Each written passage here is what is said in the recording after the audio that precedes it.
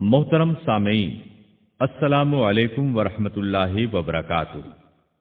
کتاب و سنت کی اشاعت کے عالمی ادارے دارالسلام کی طرف سے آپ کی خدمت میں تخلیق کائنات اور تخلیق آدم علیہ السلام سے لے کر عیسیٰ علیہ السلام تک تمام انبیاء اور قوموں کا تذکرہ قصص الانبیاء پیش کیا جا رہا ہے۔ اب ہم آپ کو سناتے ہیں سیدنا ایوب علیہ السلام کا قصہ۔ ایوب علیہ السلام انبیاء کی جماعت میں سے ایک ہستی ہیں۔ اللہ تعالیٰ نے صبر کے معاملے میں بطور خاص ان کا تذکرہ فرمایا ہے، لوگوں کے لیے ایک مثال اور نمونہ ٹھہرایا ہے۔ آپ کا نسب نامہ یوں ہے: ایوب بن موس بن رازح بن عیس بن اسحاق بن ابراہیم علیہ السلام، یہ سیدنا اسحاق علیہ السلام کی نسل میں سے ہیں۔ ابراہیم علیہ السلام کے دو صاحبزادے تھے، اسماعیل علیہ السلام اور اسحاق علیہ السلام۔ ان کے بعد سب کے سب انبیاء کرام اسحاق علیہ السلام کی نسل سے تھے، سوائے نبی کریم صلی اللہ علیہ وسلم کے۔ آپ اکیلے سیدنا اسماعیل علیہ السلام کی نسل سے ہیں۔ اسحاق علیہ السلام کے بیٹے ہیں یعقوب علیہ السلام۔ انہی یعقوب علیہ السلام کو اسرائیل بھی کہا جاتا ہے۔ اسی نسبت سے بنی اسرائیل کا مطلب ہے یعقوب علیہ السلام کی آل اولاد۔ یعقوب علیہ السلام کے 12 بیٹے تھے۔ ان کے بیٹوں کو اسباط بھی کہتے ہیں۔ ان کا تذکرہ قرآن میں بھی آتا ہے۔ اب سوال یہ ہے کہ جن اسباط کا تذکرہ قرآن مجید میں انبیاء کرام علیہم السلام کے ساتھ کیا گیا ہے، کیا وہ یعقوب علیہ السلام کے بیٹے تھے یا ان بیٹوں کی اولاد میں سے تھے؟ اکثر علماء کرام نے یہ اشارہ دیا ہے کہ اسباط لفظ سے جن انبیاء کرام علیہم السلام کی طرف اشارہ کیا گیا ہے وہ یعقوب علیہ السلام کے بیٹے نہیں ہیں، اس لیے کہ انہوں نے تو یوسف علیہ السلام کے قتل کی کوشش کی تھی، اپنے والد سے جھوٹ بولا تھا، ایسے اور بھی غلط کام کیے تھے، تو ان حرکات کے کرنے والے انبیاء نہیں ہو سکتے، جبکہ اسباط سے مراد وہ انبیاء کرام ہوں گے جو ان بیٹوں کی نسل سے آئے ہوں گے۔ بنی اسرائیل کے 12 قبیلے تھے اور قبیلے کو سبط بھی کہتے ہیں، اس لیے انہیں اسباط بھی کہا جاتا ہے، یعنی بنی اسرائیل ان قبیلوں میں تقسیم ہو گئے۔ اسی طرح سیدنا ایوب علیہ السلام سیدنا اسحاق علیہ السلام کی اولاد میں سے ہوئے۔ سورہ انعام آیت 84 میں اللہ فرماتے ہیں: وَمِن ذُرِّيَّتِهِ دَاوُودَ وَسُلَيْمَانَ وَأَيُّوبَ وَيُوسُفَ وَمُوسَى وَهَارُونَ، اور اس کی اولاد میں سے داؤد اور سلیمان اور ایوب اور یوسف اور موسیٰ اور ہارون۔ تو یہ سب کے سب سیدنا ابراہیم علیہ السلام کی نسل سے تھے۔ ایوب علیہ السلام بھی اللہ تعالیٰ کے نبی اور رسول تھے۔ سورۃ النساء آیت 163 میں اللہ تعالیٰ فرماتے ہیں: إِنَّا أَوْحَيْنَا إِلَيْكَ كَمَا أَوْحَيْنَا إِلَى إِبْرَاهِيمَ وَإِسْمَاعِيلَ وَإِسْحَاقَ وَيَعْقُوبَ وَالْأَسْبَاطِ وَعِيسَى وَأَيُّوبَ وَيُونُسَ وَهَارُونَ وَسُلَيْمَانَ وَآتَيْنَا دَاوُودَ زَبُورًا۔ یقیناً ہم نے آپ کی طرف اسی طرح وحی کی ہے جیسا کہ نوح اور ان کے بعد والے نبیوں کی طرف کی، اور ہم نے وحی کی ابراہیم اور اسماعیل اور اسحاق اور یعقوب اور ان کی اولادوں پر، اور عیسیٰ اور ایوب اور یونس اور ہارون اور سلیمان کی طرف، اور ہم نے داؤد کو زبور عطا فرمائی۔ اللہ تعالیٰ نے ان سب انبیاء کرام علیہم السلام کی طرف وحی فرمائی، اور ایوب علیہ السلام بھی ان رسولوں میں سے ایک ہیں۔ اللہ تعالیٰ نے آپ کو آپ کی قوم سوران کی طرف مبعوث فرمایا۔ یہ قوم ملک شام میں رہائش پذیر تھی۔ آپ بہت زیادہ مالدار تھے۔ اللہ تعالیٰ نے آپ کو بہت زیادہ نعمتوں سے نوازا تھا۔ آپ کے پاس بے شمار مویشی تھے، لا تعداد نوکر چاکر تھے۔ اللہ نے آپ کو بہت سی زرعی زمین بھی عطا فرمائی تھی۔ آپ تاجر بھی تھے۔ تجارت کا سلسلہ دور دور تک پھیلا ہوا تھا۔ اللہ تعالیٰ نے آپ کو کثیر اولاد بھی عطا فرمائی تھی۔ آپ کے ہاں 7 بیٹے اور 7 بیٹیاں تھیں۔ آپ خود بھی صحت مند اور طاقتور تھے۔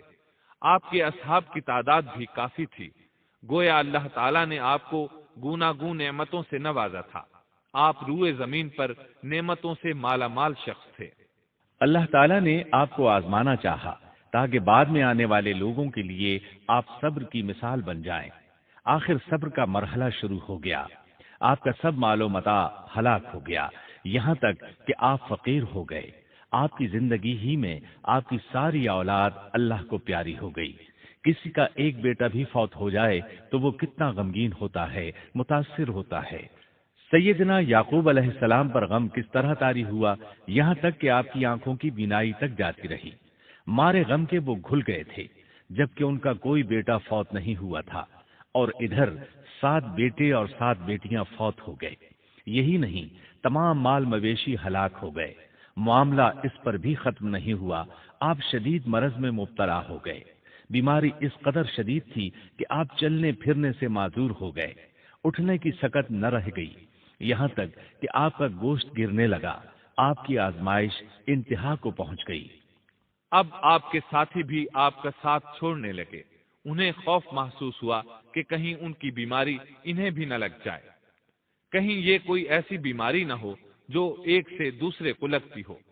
اس طرح سوائے 2 کے سب ساتھی آپ کا ساتھ چھوڑ گئے، کوئی آپ کے قریب نہ آتا تھا۔ جو 2 ساتھی ساتھ چھوڑ کر نہیں گئے تھے وہ بھی ذرا دور کھڑے ہو کر بات کرتے تھے۔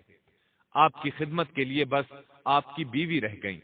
وہ بہت وفادار بیوی تھی۔ یہ زوجہ محترمہ آپ کی خدمت کرتی، آپ کو کھلاتی پلاتی، آپ کو نہلاتی۔ پھر نوبت یہاں تک پہنچی کہ سارا ہی مال بالکل ختم ہو گیا۔ اب بیوی صاحبہ نے اجرت پر لوگوں کے گھروں میں کام کرنا شروع کیا تاکہ کچھ کما کر لائیں اور خاوند پر خرچ کر سکیں۔ یہ تھے اللہ کے نبی ایوب علیہ السلام۔ اتنی بڑی آزمائش میں پورے اترے۔ آزمائش بھی 1-2 ماہ نہیں، پورے 12 برس جاری رہی، اور ایک قول کے مطابق 18 برس جاری رہی۔ آپ اس دوران مجسمہ صبر بنے رہے۔ آپ نے کبھی کسی سے شکوہ تک نہ کیا، یہاں تک کہ کبھی زوجہ محترمہ سے بھی شکوہ نہ کیا۔ سال ہا سال اسی حالت پر گزر گئے۔ ایک بار آپ کی بیوی نے عرض کرنے کی ذرا ہمت کی اور کہا، آپ اللہ کے رسول ہیں، اگر اللہ کے حضور دعا کریں تو وہ آپ کی بیماری کو ختم فرما دیں گے، آپ کی حالت کو بدل دیں گے۔ بیوی صاحبہ کے یہ کہنے کے باوجود آپ نے بیماری کے ختم ہونے کی دعا نہ کی، نہ یہ کہا یا اللہ مجھے رزق کی فراوانی عطا فرما، بس رضائے الہی پر راضی رہے، تقدیر الہی پر خوش رہے۔ آپ نے بیوی سے فرمایا، ذرا بتاؤ تو ہم کتنا عرصہ خوشحالی اور فراوانی میں رہے ہیں، کتنا عرصہ ہم ناز و نعمت میں رہے ہیں؟ انہوں نے جواب دیا، 80 سال۔ یہ سن کر آپ نے فرمایا، مجھے اللہ تعالیٰ سے دعا کرتے حیا آتی ہے، جتنا عرصہ خوشحالی میں رہا اتنا عرصہ بیماری اور تنگ دستی میں نہیں گزرا، اس لیے میں ابھی یہ دعا نہیں کروں گا کہ وہ مجھے شفا عطا کر دے یا میری اس حالت کو بدل دے، وافر رزق عطا کرے، جب تک مجھ پر 80 سال نہ گزر جائیں۔ جس طرح میں 80 سال ناز و نعمت کی بہاریں دیکھتا رہا، اسی طرح 80 سال تک میں اسی حالت پر صبر کا دامن تھامے رہوں گا، تندرستی کا سوال نہیں کروں گا۔ آپ کے اس جواب پر بیوی صاحبہ مایوس ہو گئیں، اس لیے کہ انہیں تو بیماری کے ختم ہونے کی اور اچھے دنوں کے دوبارہ آنے کی امید تھی۔ آپ کی بات سن کر وہ بولیں، تب یہ آزمائش کی گھڑی کب ختم ہوگی؟ چونکہ اس بات سے اللہ تعالیٰ کی ناشکری ہوتی تھی، اس لیے ایوب علیہ السلام ناراض ہو گئے۔ انہوں نے اللہ کے نام کی قسم کھائی کہ اگر اللہ تعالیٰ نے مجھے شفا عطا فرمائی تو میں انہیں 100 کوڑے ماروں گا۔ دوسری طرف نوبت یہاں تک پہنچی کہ لوگوں نے آپ کی بیوی صاحبہ کو کام دینے سے انکار کرنا شروع کر دیا۔ ان کا خیال تھا کہیں ان کے شوہر کی بیماری انہیں بھی نہ لگ جائے۔ وہ سمجھتے تھے کہ ایوب علیہ السلام کی بیماری چھوت کی ہے، لہٰذا یہ بیماری ان کی بیوی کے واسطے سے انہیں بھی لگ سکتی ہے۔ جب معاملہ یہاں تک پہنچ گیا تب آپ نے ایک چھوٹی سی بات کہی، اس میں بھی کوئی واضح دعا نہیں تھی، جبکہ اس وقت سے بڑھ کر دعا کے لیے کون سا وقت ہو سکتا تھا؟ آپ کی اس بات کو اللہ تعالیٰ نے قرآن مجید میں بیان فرمایا ہے۔ سورہ انبیاء آیت 83 میں ہے، وأيوب إذ نادى ربه أني مسني الضر وأنت أرحم الراحمين۔ اور ایوب کی اس حالت کو یاد کرو جبکہ اس نے اپنے پروردگار کو پکارا کہ مجھے یہ بیماری لگ گئی ہے اور تو رحم کرنے والوں سے زیادہ رحم کرنے والا ہے۔ مجھے آزمائش نے آ لیا ہے اور تو ارحم الراحمین ہے۔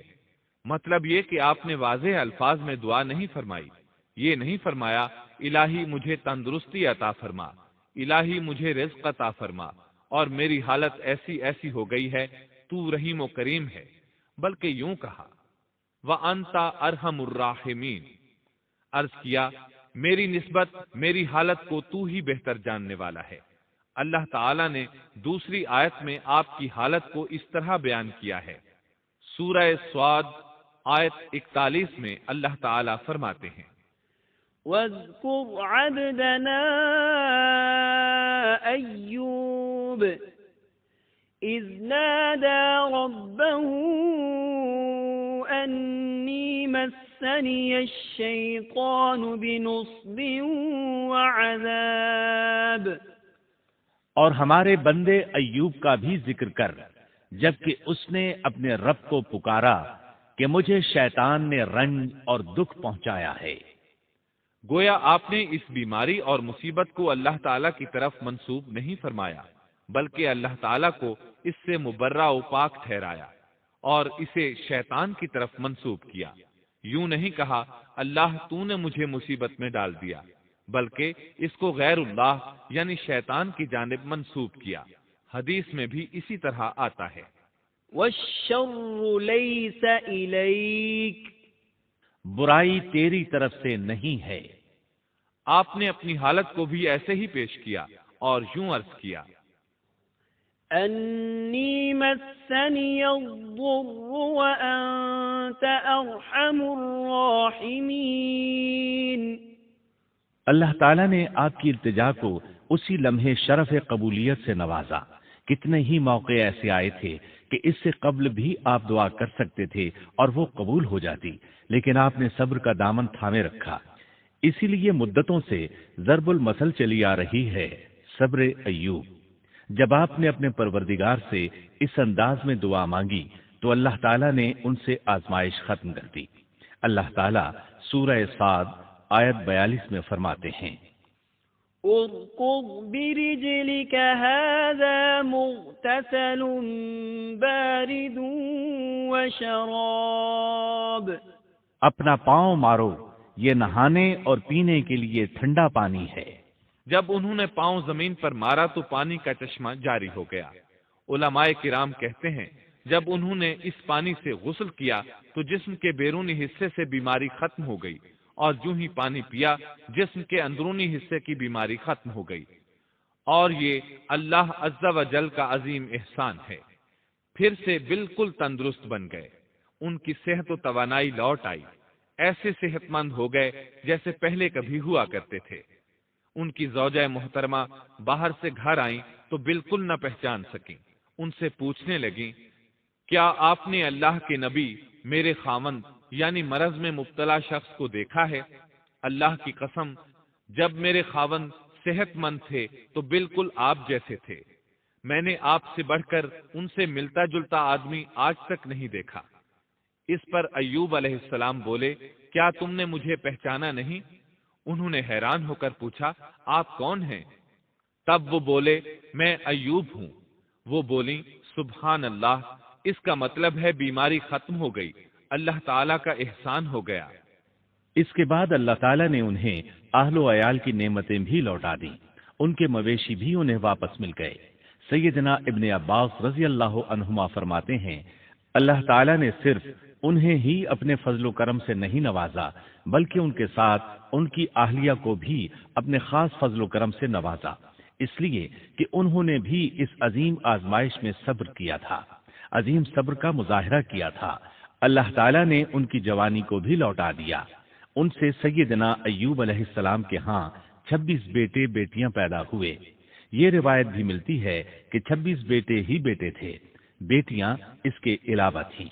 اللہ تعالیٰ سورہ انبیاء آیت 84 میں فرماتے ہیں، وَآتَيْنَاهُ أَهْلَهُ وَمِثْلَهُم مَّعَهُمْ رَحْمَةً مِّنْ عِندِنَا وَذِكْرَىٰ لِلْعَابِدِينَ۔ ہم نے اس کو اہل و عیال عطا فرمائے، بلکہ ان کے ساتھ ویسے ہی اور اپنی خاص مہربانی سے، تاکہ سچے بندوں کے لیے سبب نصیحت ہو۔ مطلب یہ کہ ان کی جوانی واپس کر دی، مال و دولت لوٹا دیا، اور یہ چیزیں انہیں فوراً واپس کر دی تھیں۔ جسمانی صحت بھی واپس فرمائی اور دنیاوی دولت بھی واپس کر دی۔ امام بخاری، امام احمد اور دیگر محدثین نبی کریم صلی اللہ علیہ وسلم سے روایت بیان کرتے ہیں کہ نبی کریم صلی اللہ علیہ وسلم نے فرمایا، جب سیدنا ایوب علیہ السلام غسل فرما رہے تھے تو ان پر ٹڈیوں کی موسلا دھار بارش ہونے لگی۔ یہ ٹڈیاں کیا تھیں؟ وہ سونے کی ٹڈیاں تھیں۔ اللہ تعالیٰ ان کو غسل کے دوران ہی اتارنے لگے۔ ایوب علیہ السلام نے ان کو کپڑے میں جمع کرنا شروع کیا۔ اس پر اللہ تعالیٰ نے فرمایا، اے ایوب، کیا میں نے تجھے مالدار نہیں بنا دیا؟ اس نئے نازل ہونے والے مال سے بے پرواہ نہیں بنا دیا؟ ایوب علیہ السلام نے عرض کیا، جی ہاں میرے پروردگار، لیکن میں آپ کی رحمت اور برکت سے تو بے پرواہ نہیں ہو سکتا۔ بلا یا رب ولكن لا غنى لي عن بركتك۔ ہاں اے رب، لیکن میں تیری برکت سے دور کیسے رہ سکتا ہوں؟ ان کا مال و دولت سب واپس مل گیا، اہل و عیال بھی مل گئے، صحت بھی پلٹ آئی۔ یہ سب اللہ کے خاص فضل و کرم سے تھا اور اس عظیم صبر کے صلے میں تھا جو انہوں نے کیا تھا۔ اللہ تعالیٰ نے ان کی اہلیہ محترمہ پر بھی نرمی فرمائی، جیسا کہ سورہ صاد آیت 44 میں فرماتے ہیں، وَخُذْ بِيَدِكَ ضِغْثًا۔ اور اپنے ہاتھ میں تنکوں کی ایک جھاڑو پکڑو۔ بالکل باریک تنکوں کی ایک جھاڑو لو، اس میں 100 تنکے ہوں، ان کو اکٹھا کر لو۔ اس کے بعد فرمایا، فَاضْرِب بِّهِ وَلَا تَحْنَثْ۔ جھاڑو سے اسے مار اور قسم کے خلاف نہ کر۔ مطلب یہ کہ ایوب علیہ السلام نے اپنی بیوی کو 100 کوڑے مارنے کی قسم کھائی تھی۔ اللہ نے یہ تدبیر سمجھائی کہ 100 تنکوں کا جھاڑو لے کر ایک بار انہیں مارو اور قسم پوری کرو، قسم کی خلاف ورزی نہ کرو۔ اس طرح آپ کی قسم بھی پوری ہو جائے گی اور بیوی کو بھی تکلیف نہیں پہنچے گی۔ تو اس طرح اللہ تعالیٰ نے ان کی زوجہ محترمہ پر خاص مہربانی فرمائی۔ اللہ سورہ انبیاء آیت 83 اور 84 میں فرماتے ہیں، وَأَيُّوبَ إِذْ نَادَى رَبَّهُ أَنِّي مَسَّنِيَ الضُّرُّ وَأَنْتَ أَرْحَمُ الرَّاحِمِينَ فَاسْتَجَبْنَا لَهُ فَكَشَفْنَا مَا بِهِ مِنْ ضُرٍّ وَآتَيْنَاهُ أَهْلَهُ وَمِثْلَهُم مَّعَهُمْ رَحْمَةً مِّنْ عِندِنَا وَذِكْرَىٰ لِلْعَابِدِينَ۔ ایوب کی اس حالت کو یاد کرو جبکہ اس نے اپنے پروردگار کو پکارا کہ مجھے یہ بیماری لگ گئی ہے اور تو رحم کرنے والوں سے زیادہ رحم کرنے والا ہے۔ تو ہم نے ان کی سن لی اور جو دکھ انہیں تھا اسے دور کر دیا اور انہیں اہل و عیال عطا کر دیے، بلکہ ان کے ساتھ اپنی مہربانی سے ویسے ہی اور عطا کر دیے تاکہ سچے بندوں کے لیے نصیحت کا سبب ہو۔ اسی طرح اللہ تعالی سورہ صاد آیت 41 تا 44 میں فرماتے ہیں، وَاذْكُرْ عَبْدَنَا أَيُّوبَ إِذْ نَادَى رَبَّهُ أَنِّي مَسَّنِيَ الشَّيْطَانُ بِنُصْبٍ وَعَذَابٍ ارْكُضْ بِرِجْلِكَ هَذَا مُغْتَسَلٌ بَارِدٌ وَشَرَابٌ وَوَهَبْنَا لَهُ أَهْلَهُ وَمِثْلَهُم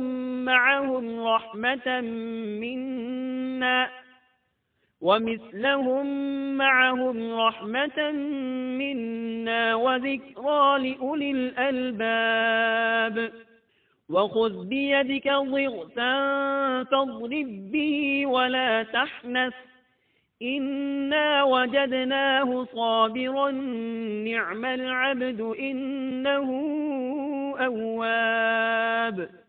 اور ہمارے بندے ایوب کا بھی ذکر کیجئے جب انہوں نے اپنے رب کو پکارا کہ مجھے شیطان نے رنج اور دکھ پہنچایا ہے، اپنا پاؤں مارو، یہ پینے اور نہانے کے لیے ٹھنڈا پانی ہے، اور ہم نے انہیں ان کا پورا کنبہ عطا فرمایا، بلکہ اس کے ساتھ اپنی خاص رحمت سے اور عقل مندوں کی نصیحت کے لیے اتنا ہی اور بھی عطا کر دیا۔ اور اپنے ہاتھ میں تنکوں کی ایک جھاڑو لے کر مار دیں اور قسم کے خلاف نہ کریں، سچ تو یہ ہے کہ ہم نے اسے بڑا صابر بندہ پایا، وہ بہت نیک تھے اور بہت ہی رغبت رکھنے والے تھے۔ یہ ذکر تھا سیدنا ایوب علیہ السلام کا جو اختتام کو پہنچا۔ اب ہم شروع کرتے ہیں یونس علیہ السلام کا قصہ۔ یونس علیہ السلام ایک عظیم اور کریم نبی تھے۔ ان کا قصہ قرآن کریم میں ایک انوکھا قصہ ہے۔ آپ کے والد کا نام متا تھا اور آپ سیدنا ابراہیم علیہ السلام کی نسل سے تھے۔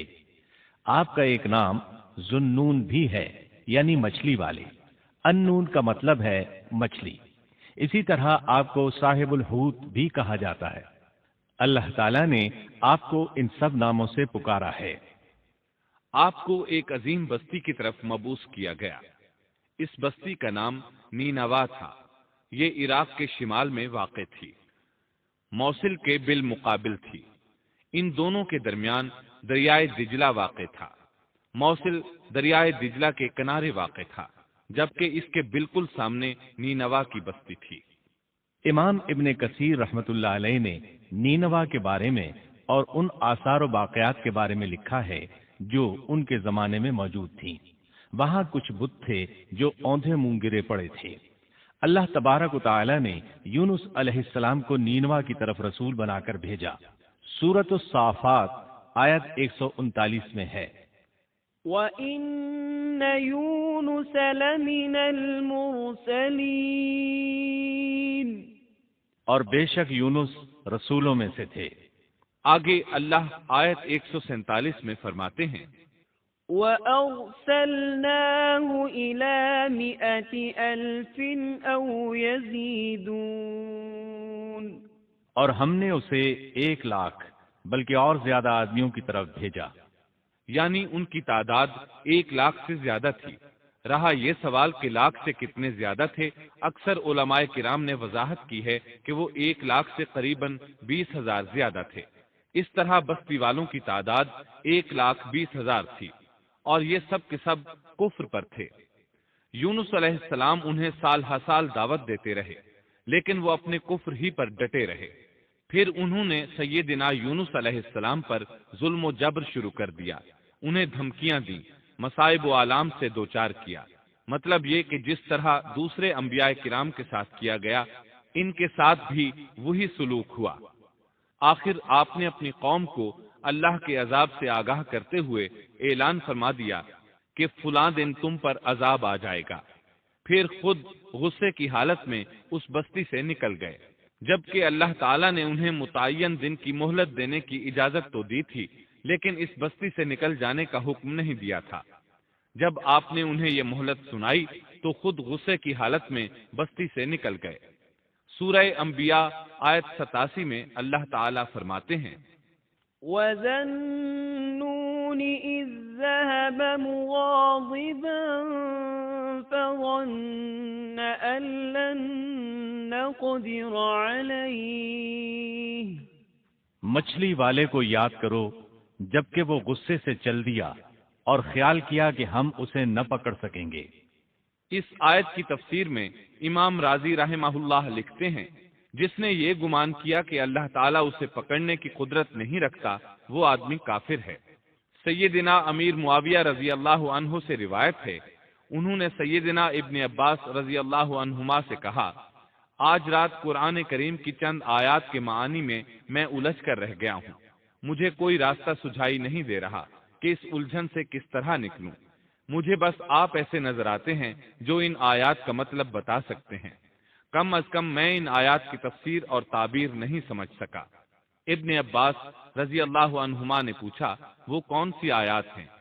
سیدنا امیر معاویہ رضی اللہ عنہ کہنے لگے یونس علیہ السلام کا یہ خیال کرنا کہ اللہ تعالیٰ ان پر قدرت نہیں رکھتے، یہ سن کر سیدنا ابن عباس رضی اللہ عنہما نے فرمایا اس سے مراد یہ نہیں، یہ لفظ قدر یہاں تنگی کے معنی میں آیا ہے، قدرت اور طاقت رکھنے کے معنی میں نہیں۔ اللہ تعالیٰ نے قدر بمعنی تنگی اور قدر بمعنی قدرت دونوں کا استعمال کیا ہے۔ تنگی کے معنی کی مثال سورۃ الطلاق آیت نمبر 7 میں ہے۔ وَمَن قُدِرَ عَلَيْهِ رِزْقُهُ فَلْيُنفِقْ مِمَّا آتَاهُ اللَّهُ، اور جس پر اس کے رزق کی تنگی کی گئی ہو اسے چاہیے کہ جو کچھ اللہ تعالیٰ نے اسے دے رکھا ہے اسی میں سے اپنی حیثیت کے مطابق دے۔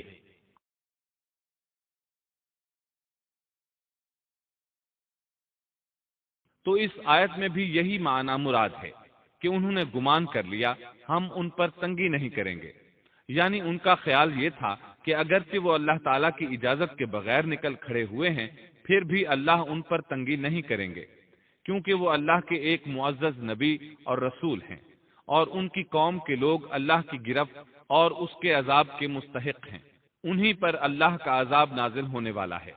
اس عذاب کی خبر انہیں پہلے ہی سنا دی گئی ہے اور مہلت دے دی گئی ہے، مگر وہ خود اگرچہ اللہ کی اجازت کے بغیر ہی چلے آئے ہیں پھر بھی انہیں سرزنش نہیں کی جائے گی اور وہ کسی گرفت میں نہیں آئیں گے۔ اللہ تعالیٰ ان کے لیے کوئی تنگی نہیں فرمائیں گے۔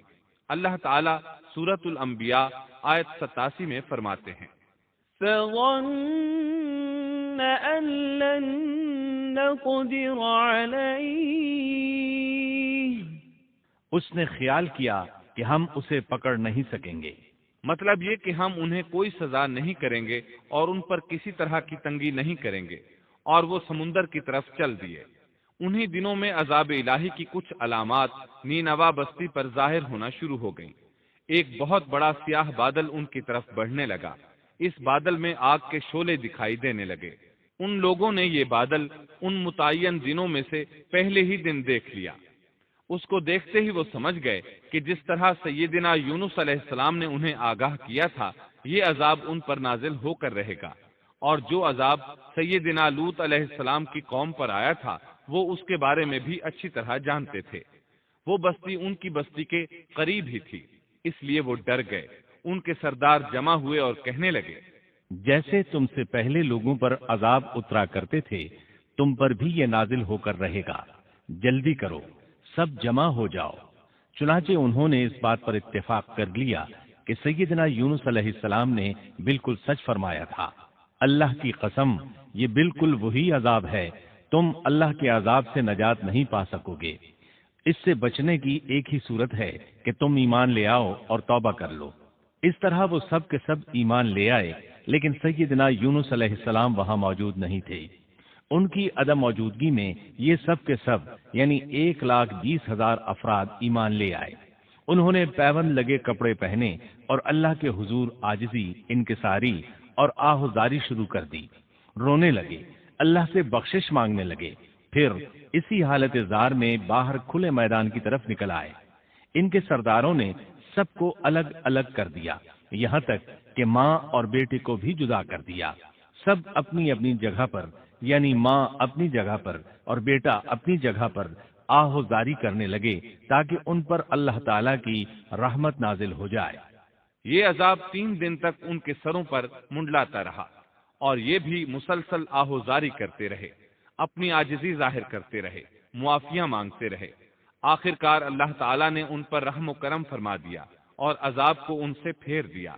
اللہ تعالیٰ سورہ یونس آیت 98 میں فرماتے ہیں فلولا كانت قرية آمنت فنفعها إيمانها إلا قوم يونس، چنانچہ کوئی بستی ایمان نہ لائی کہ ایمان لانا اس کے لیے فائدہ مند ہوتا سوائے یونس کی قوم کے۔ مطلب یہ کہ سابقہ امتوں میں سے کسی کے بارے میں یہ سننے میں نہیں آیا کہ پوری قوم ایمان لے آئی ہو، تمام بستیوں میں ایک بھی بستی ایسی نہیں تھی، بس ایک یونس علیہ السلام کی قوم ایمان لے آئی۔ اللہ تعالیٰ سورہ یونس آیت 98 میں فرماتے ہیں، لما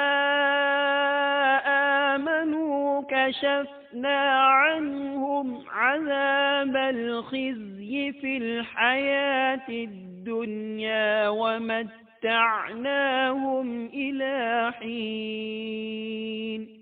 جب وہ ایمان لے آئے تو ہم نے رسوائی کے عذاب کو دنیاوی زندگی میں ان پر سے ٹال دیا اور ان کو ایک وقت تک کے لیے زندگی سے فائدہ اٹھانے کا موقع دیا۔ مطلب یہ کہ ہم نے انہیں دنیاوی زندگی کا لطف اٹھانے کا موقع دیا۔ اب اس قوم پر قیامت کے دن تک عذاب نہیں اترے گا۔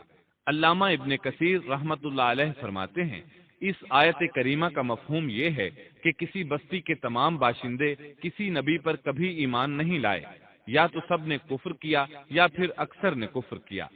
لیکن یونس علیہ السلام کی قوم واحد ایسی قوم ہے جو تمام کی تمام عذاب الہی کے آثار دیکھ کر ایمان لے آئی۔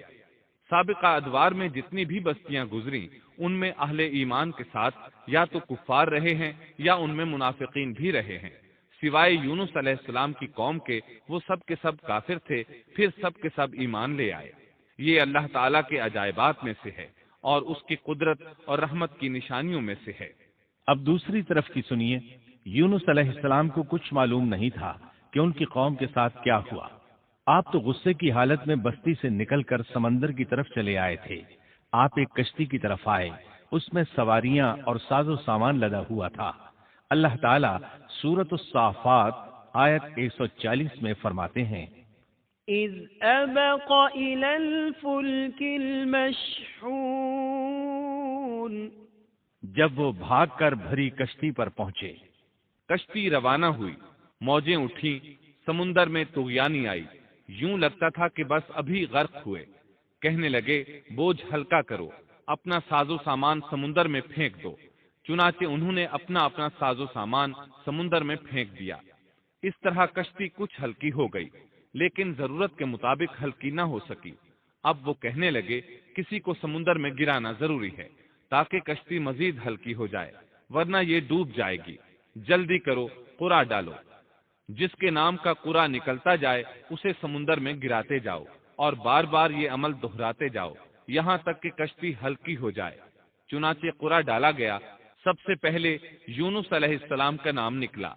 سب کہنے لگے نہیں، یہ تو ایسے نہیں ہیں، ان کے چہرے پر تو سجدوں کے نشانات ہیں، انہیں رہنے دو، پھر قرا ڈالو۔ چنانچہ پھر قرا ڈالا گیا، پھر انہی کا نام نکلا۔ سب نے تعجب کیا۔ تیسری مرتبہ پھر قرا ڈالا گیا، اس بار پھر یونس علیہ السلام ہی کا نام نکلا۔ اللہ تعالیٰ سورۃ الصافات آیت 141 میں فرماتے ہیں، فساهم فكان من المدحضين۔ پھر قرآن اندازی ہوئی تو یہ مغلوب ہو گئے۔ ہر بار انہی کا نام نکلا۔ آخرکار ان لوگوں نے انہیں پکڑ کر سمندر میں گرا دیا۔ فالتقمه الحوت۔ تو پھر انہیں مچھلی نے نگل لیا۔ حوت بڑی مچھلی کو کہتے ہیں۔ اللہ تعالیٰ نے حوت کو القاء فرمایا، انہیں کھانا نہیں، نہ ان کے جسم کو کوئی گزند پہنچے۔ یہ اس مچھلی کو اللہ تعالیٰ کے احکامات تھے۔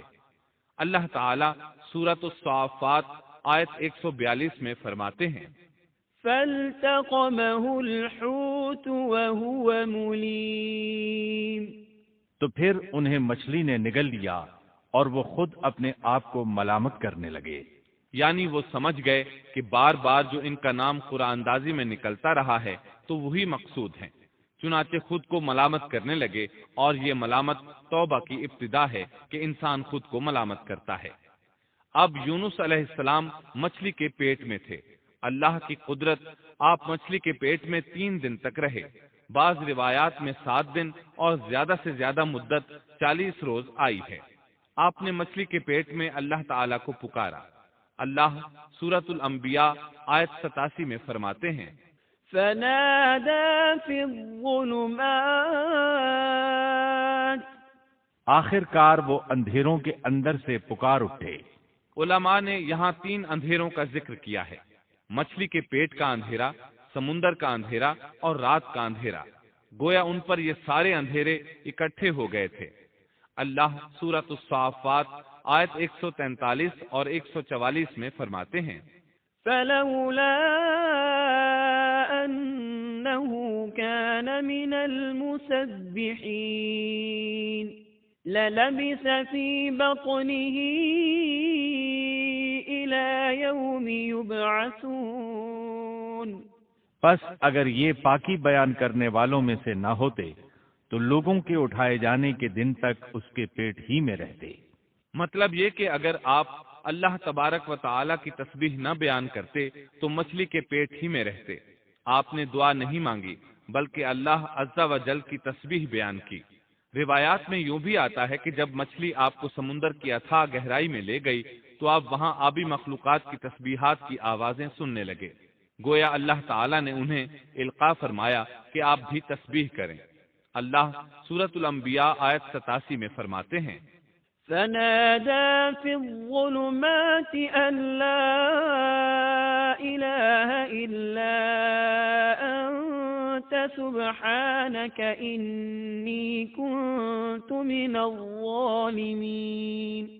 بالآخر وہ اندھیروں کے اندر سے پکار اٹھا کہ الہی تیرے سوا کوئی معبود نہیں، تو پاک ہے، بے شک میں ظالموں میں ہو گیا۔ چنانچہ یونس علیہ السلام نے اس تسبیح کے الفاظ کو یوں ادا فرمایا، لا إله إلا أنت سبحانك إني كنت من الظالمين۔ امام احمد، امام ترمذی، امام نسائی اور دیگر ائمہ رحمہم اللہ نے یہ حدیث نقل کی ہے کہ یونس علیہ السلام کی وہ دعا جو انہوں نے مچھلی کے پیٹ میں مانگی تھی وہ یہی ہے، لا إله إلا أنت سبحانك إني كنت من الظالمين۔ جو بھی مسلمان یہ دعا اپنی کسی حاجت میں مانگے گا اللہ تعالیٰ اس کی دعا ضرور قبول فرمائے گا۔ یہ دعائے مستجاب ہے، مقبول دعاؤں میں سے ہے۔ اسی دعا کے بعد اللہ تعالیٰ نے یونس علیہ السلام کو اس پریشانی سے نجات عطا فرمائی۔ اللہ سورۃ الانبیاء آیت 88 میں فرماتے ہیں، فاستجبنا له ونجيناه من الغم وكذلك ننجي المؤمنين۔ تو ہم نے اس کی پکار سن لی اور اسے غم سے نجات دے دی، اور ہم ایمان والوں کو اسی طرح بچا لیا کرتے ہیں۔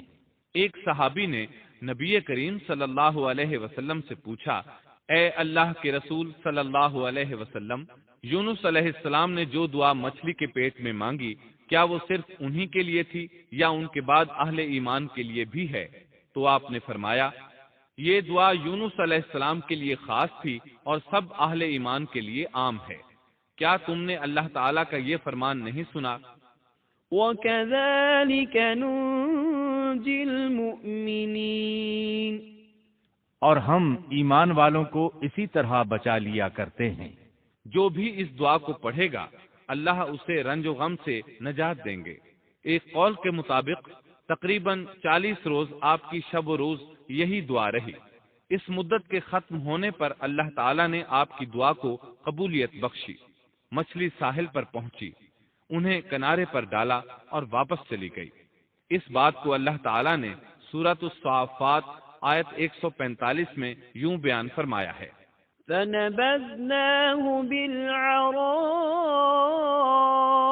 وَهُوَ سَقِيمٌ۔ پس اسے ہم نے چٹیل میدان میں ڈال دیا اور وہ اس وقت بیمار تھے۔ آپ وہاں اسی طرح لیٹے رہے۔ پھر اللہ کی قدرت سے آپ کے قریب ایک بیل دار درخت اگا، جیسا کہ سورۃ الصافات آیت 146 میں ہے، وَأَنبَتْنَا عَلَيْهِ شَجَرَةً مِّن يَقْطِينٍ۔ اور اس پر سایہ کرنے والا ایک بیل دار درخت ہم نے اگا دیا۔ اس کدو کے درخت کے متعلق مورخین کا کہنا ہے کہ اللہ تعالیٰ نے اس درخت کا انتخاب اس لیے فرمایا تھا کہ اس درخت کے پتے چوڑے ہوتے ہیں، ان کے سائے میں انہیں ڈھانپ دیا گیا تاکہ ہوا سے اذیت نہ پہنچے، اس لیے کہ ان کے جسم سے جلد اتر گئی تھی۔ پھر اس درخت سے خوشکن خوشبو بھی آتی تھی، اس خوشبو نے انہیں فرحت بخشی۔ پھر کدو کی خوشبو میں ایک خصوصیت یہ تھی کہ حشرات الارض کو دور رکھتی ہے۔ اللہ تعالیٰ نے انہی خصوصیات کی وجہ سے اس بیلدار درخت کا انتخاب فرمایا تھا تاکہ آپ ہر طرح کی تکلیف سے محفوظ رہیں۔ یہ ہے اللہ کی قدرت، سبحان اللہ۔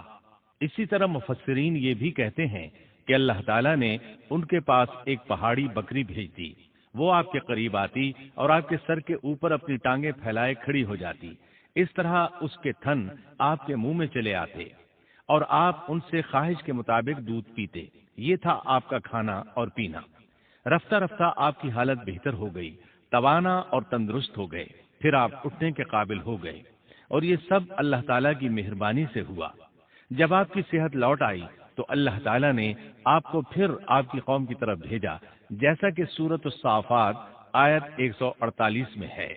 وَأَرْسَلْنَاهُ إِلَى 100 أَلْفٍ أَوْ يَزِيدُونَ فَآمَنُوا فَمَتَّعْنَاهُمْ إِلَى حِينٍ۔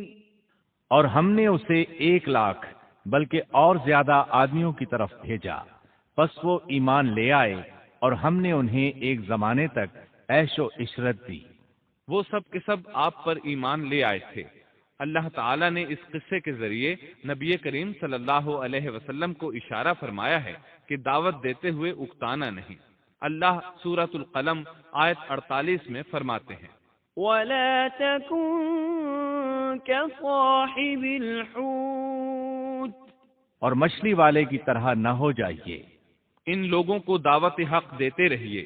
دیکھیے وہ سال ہر سال دعوت دیتے رہے لیکن اکتائے نہیں، ان سے مایوس نہیں ہوئے۔ ان کی پوری بستی میں سے ایک بھی ان پر ایمان نہیں لایا تھا، لیکن جب ان سے مایوس ہو گئے تو انہیں اللہ کے عذاب سے آگاہ کر دیا اور منہ پھیر کر چل دیے تو وہ سب کے سب ایمان لے آئے۔ اللہ تعالیٰ سورۃ القصص آیت 56 میں فرماتے ہیں، إنك لا تهدي من أحببت ولكن الله يهدي من يشاء۔ آپ جسے چاہیں ہدایت نہیں دے سکتے، بلکہ اللہ تعالیٰ ہی جسے چاہتا ہے ہدایت دیتا ہے۔ اس قصے میں بہت بڑا سبق ہے کہ کسی بھی حالت میں اللہ کی رحمت سے مایوس نہیں ہونا چاہیے اور نہ ہدایت کے معاملے میں اپنی ذات پر بھروسہ کرنا چاہیے۔ ہدایت تو بس صرف اللہ تعالیٰ ہی کی طرف سے ہے، آپ کے ذمے تو پیغام حق پہنچا دینا ہے۔ اللہ سبحانہ و تعالیٰ کے ذمے ہدایت سے نوازنا ہے۔ اللہ تعالیٰ نے انہیں پاک صاف بنا دیا، انہیں چن لیا۔ اللہ خود ہی سورۃ القلم آیت 50 میں وضاحت فرماتے ہیں، فاجتباه ربه فجعله من الصالحين۔ اسے اس کے رب نے پھر نوازا اور اسے نیک لوگوں میں کر دیا۔ امام مسلم نے ایک حدیث روایت کی ہے کہ نبی کریم صلی اللہ علیہ وسلم نے فرمایا، لا ينبغي لعبد أن يقول أنا خير من يونس بن متى۔ تم میں سے کوئی شخص ہرگز یہ نہ کہے کہ میں یعنی محمد یونس بن متا سے بہتر ہوں، یعنی یوں نہ کہے کہ میں سیدنا یونس علیہ السلام سے افضل ہوں۔ وہ اس طرح کہ وہ تو اپنی قوم کے ایمان لانے سے مایوس ہو گئے تھے اور میں مایوس نہیں ہوں، اس طرح بالکل نہ کہے، کیونکہ بالآخر اللہ تعالیٰ نے آپ کو چن لیا اور برگزیدہ بنا لیا اور صالحین میں داخل کر لیا۔ اس واقعے میں نبی کریم صلی اللہ علیہ وسلم کو جو ہدایت دی گئی ہے اس کا ذکر سورۃ القلم آیت 41 میں آتا ہے، فاصبر لحكم ربك ولا تكن كصاحب الحوت۔ پس تو اپنے رب کے حکم کا صبر سے انتظار کر اور مچھلی والے کی طرح نہ ہو جا۔ مطلب یہ کہ یونس علیہ السلام کی مانند نہ ہو جائیے جو اپنی قوم کے ایمان لانے سے مایوس ہو گئے تھے۔ یقیناً دین کی دعوت اور حق کے پرچار میں یہ بہت عظیم سبق ہے کہ داعی الی اللہ کو کبھی مایوس نہیں ہونا چاہیے۔ یونس علیہ السلام کا قصہ ختم ہوا اور اب ہم آپ کو سناتے ہیں ذوالکفل علیہ السلام کا قصہ۔ قرآن عزیز میں ذوالکفل علیہ السلام کا ذکر 2 سورتوں یعنی سورۃ الانبیاء اور سورہ صاد میں آیا ہے، لیکن دونوں سورتوں میں صرف نام مذکور ہے، مختصر و مفصل کسی قسم کے حالات کا کوئی تذکرہ نہیں ہے۔ سورۃ الانبیاء آیت 85 اور 86 میں اللہ تعالیٰ فرماتے ہیں وَإِسْمَاعِيلَ وَإِدْرِيسَ وَذَا الْكِفْلِ كُلٌّ مِّنَ الصَّابِرِينَ وَأَدْخَلْنَاهُ فِي رَحْمَتِنَا إِنَّهُم مِّنَ الصَّالِحِينَ۔ اور اسماعیل اور ادریس اور ذوالکفل یہ سب صابر لوگ تھے، ہم نے انہیں اپنی رحمت میں داخل کر لیا، یہ سب لوگ نیک تھے۔ اللہ تعالیٰ سورہ صاد آیت 48 میں فرماتے ہیں واذكر إسماعيل واليسع وذا الكفل وكل من الأخيار۔ اسماعیل، یسع اور ذوالکفل کا بھی ذکر کر دیجئے، یہ سب بہترین لوگ تھے۔ ذوالکفل علیہ السلام کے متعلق جس طرح قرآن مجید نے نام کے سوا کچھ ذکر نہیں فرمایا، اسی طرح نبی اکرم صلی اللہ علیہ وسلم سے بھی ان کے متعلق کچھ منقول نہیں ہے، لہذا قرآن و حدیث کی روشنی میں اس سے زیادہ کچھ نہیں کہا جا سکتا کہ ذوالکفل علیہ السلام اللہ کے برگزیدہ نبی اور پیغمبر تھے اور کسی قوم کی ہدایت کے لیے مبعوث ہوئے تھے۔ قرآن و سنت میں اس سے زیادہ سکوت ہے۔ باقی رہا سیر و تواریخ میں ان کا ذکر، تو کافی تفتیش و جستجو کے بعد بھی ہمیں اس سلسلے میں ایسی ٹھوس معلومات نہیں مل سکیں جن کے ذریعے سے ذوالکفل علیہ السلام کے حالات و واقعات پر مزید روشنی پڑ سکے، چنانچہ تورات بھی خاموش ہے اور اسلامی تاریخ بھی۔ البتہ ابن جریر رحمۃ اللہ علیہ نے مشہور مفسر تابعی مجاہد رحمۃ اللہ علیہ سے ان کے متعلق ایک قصہ نقل کیا ہے۔ اسی طرح امام ابن ابی حاتم نے اسی قصے کے قریب کچھ آثار عبداللہ بن عباس اور ابو موسیٰ اشعری رضی اللہ عنہم سے نقل فرمائے ہیں۔ یہ طویل روایات ہیں، ان میں ہے کہ ابن عباس اور ابو موسیٰ اشعری رضی اللہ عنہم فرماتے ہیں کہ ذوالکفل نبی نہیں تھے بلکہ وہ ایک نیک اور صالح آدمی تھے، لیکن ایک تو یہ روایات سند کے اعتبار سے ضعیف ہیں، دوسرا یہ کہ ابن عباس اور ابو موسیٰ رضی اللہ عنہم جیسے جلیل القدر صحابہ اور مجاہد رحمۃ اللہ علیہ جیسے عظیم تابعی سے یہ ناممکن ہے کہ وہ ذوالکفل علیہ السلام کے متعلق یہ فرمائیں کہ وہ نبی نہیں بلکہ ایک نیک مرد تھے۔ شاہ عبد القادر رحمۃ اللہ علیہ کا موقف ہے کہ ذوالکفل ایوب علیہ السلام کے بیٹے تھے اور انہوں نے اللہ کی خاطر کسی آدمی کی ضمانت دی تھی جس کی پاداش میں ان کو کئی برس قید کی تکالیف برداشت کرنا پڑی۔ چنانچہ شاہ صاحب اپنی تفسیر موضح القرآن میں لکھتے ہیں کہ ذوالکفل ایوب علیہ السلام کے بیٹے تھے، ایک شخص کے ضامن ہو کر کئی برس قید رہے اور اللہ کی خاطر یہ مشقت سہی۔ موجودہ دور کے بعض مفسرین کا خیال ہے کہ ذوالکفل حزقیل علیہ السلام کا لقب ہے۔ ایک دوسرے مفسر کی عجیب و غریب رائے یہ ہے کہ ذوالکفل گوتم بدھ کا لقب ہے، کیونکہ اس کے دارالسلطنت کا نام کفل تھا جس کا معرب کفل ہے، اور عربی میں ذو صاحب اور مالک کے لیے آتا ہے، اور صاحب مال کے لیے ذو مال اور مالک شہر کے لیے ذو بلد کے الفاظ کثرت سے استعمال ہوتے ہیں، لہذا یہاں بھی کفل کے مالک و بادشاہ کو ذوالکفل کہا گیا ہے۔ اس مفسر نے یہ بھی دعویٰ کیا ہے کہ گوتم بدھ کی اصل تعلیم توحید اور حقیقی اسلام ہی کی تعلیم تھی، مگر اس کی موجودہ صورت دوسرے ادیان کی طرح محرف اور مسخ شدہ ہے، لیکن یہ اقوال قیاس و آراء سے زیادہ تاریخی حیثیت سے کوئی وقت نہیں رکھتے۔ ہم اس تعصب کے قائل نہیں ہیں کہ اگر صحیح تاریخ سے یہ ثابت ہو جائے کہ قرآن نے جن انبیاء کے صرف نام ذکر کیے ہیں ان کا مصداق فلاں برگزیدہ ہستی ہے، اور اس کا انکار صرف اس لیے کر دیا جائے کہ اس سے پہلے چونکہ ایسی بات کسی نے نہیں کہی اس لیے یہ قابل رد ہے۔ یقیناً ہم اس حقیقت کو تسلیم کرتے ہیں کہ تاریخی حقائق کی جستجو کا باب بند نہیں ہوا، اور آئے دن نئی نئی تحقیقات سامنے آ رہی ہیں اور جدید انکشافات ہو رہے ہیں۔ بلکہ ان کے ذریعے قرآن مجید اور احادیث رسول کے بیان کردہ واقعات کی تصدیق ہوتی چلی جا رہی ہے۔ ملحد و بے دین لوگ ان کا انکار اس لیے کرتے اور کرتے آ رہے ہیں کہ تاریخ اور فلسفہ ان کا ساتھ نہیں دیتے، لیکن اگر قرآن کریم کی بیان کردہ کسی ہستی کے متعلق مزید انکشافات روشنی میں آئیں تو ہمارے لیے انکار کا باعث نہیں بلکہ مخالفین پر مزید حجت اور دلیل ہیں۔ لیکن اس حقیقت کے اقرار کے باوجود اس سے یہ بھی لازم نہیں آتا کہ کسی واقعے کے متعلق کوئی شخص اگر محض اپنے وہم و گمان اور قیاس و انداز سے بے دلیل کوئی بات کر دے تو ضرور اس کو مان لیا جائے۔ چنانچہ ذوالکفل علیہ السلام کو گوتم بدھ قرار دینا ابھی تک اس سے زیادہ کوئی حیثیت نہیں رکھتا۔ ہمارے لیے دنیا کے مختلف گوشوں میں اللہ کے فرستادہ نبیوں پر ایمان لانے کے لیے قرآن کی وہ تینوں دفعات کافی ہیں جو دین اسلام کا امتیازی وصف ہیں۔ سورۃ الفاتر آیت 24 میں اللہ تعالیٰ فرماتے ہیں، وَإِن مِّنْ أُمَّةٍ إِلَّا خَلَا فِيهَا نَذِيرٌ، اور کوئی امت ایسی نہیں ہوئی جس میں کوئی ڈر سنانے والا نہ گزرا ہو۔ سورۃ المومن آیت 78 میں اللہ تعالیٰ فرماتے ہیں، منهم من قصصنا عليك ومنهم من لم نقصص عليك، بعض انبیاء کے واقعات ہم آپ کو بیان کر چکے ہیں اور ان میں سے بعض کے قصے تو ہم نے آپ کو بیان ہی نہیں کیے۔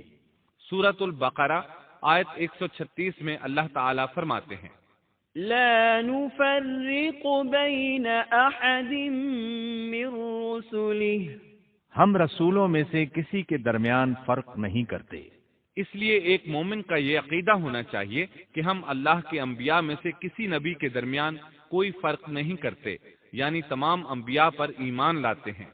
اس صاف اور واضح عقیدے کے بعد اگر ہمارے سامنے کسی ملک اور کسی خطے کے انبیاء اور رسول کے واقعات نہیں بھی آئے تو اس کے اسباب و وجوہات اور ہیں، لیکن جہاں تک ان پر ایمان لانے کا تعلق ہے وہ اختصار سے بھی کافی ہے، اور ان کی تفصیلات سے آگاہی ہماری رشد و ہدایت کے مقاصد یعنی اللہ پر ایمان اور نیک اعمال کے لیے ضروری نہیں ہے، خصوصاً جبکہ اللہ تعالیٰ نے ہم پر یہ حقیقت بھی قرآن مجید میں واضح کر دی ہے کہ نبی اکرم صلی اللہ علیہ وسلم خاتم النبیین ہیں اور تمام سچے ادیان کی صحیح اور حقیقی تعلیم کی تصدیق کر کے ان کو بلند درجات کے درجہ کمال تک پہنچانے والے ہیں، جیسا کہ سورۃ المائدہ آیت 3 میں اللہ تعالیٰ فرماتے ہیں، اليوم أكملت لكم دينكم وأتممت عليكم نعمتي ورضيت لكم الإسلام دينا، آج میں نے تمہارے لیے دین کو کامل کر دیا اور تم پر اپنا انعام بھرپور کر دیا اور تمہارے لیے اسلام کے دین ہونے پر رضامند ہو گیا۔ خلاصہ کلام یہ کہ ہمیں یہ تسلیم ہے کہ ہندوستان میں بھی اللہ کے سچے نبی اور پیغمبر مبعوث ہوئے، بلکہ سیرت نگاروں کی روایات کے مطابق ابو البشر آدم علیہ السلام اسی ہندوستان کے کسی گوشے میں اتارے گئے، لیکن جب تک قرآن و حدیث کی صراحت یا تاریخ کے صحیح دلائل و براہین سے یہ ثابت نہ ہو جائے کہ ذوالکفل گوتم بدھ کا لقب ہے، محض قیاس و آراء کی بنا پر ہم اس کو تسلیم نہیں کرتے، کیونکہ جس طرح کسی نبی کو نہ ماننا کفر کی راہ ہے، اسی طرح کسی غیر نبی کو نبی تسلیم کرنا بھی باطل ہے۔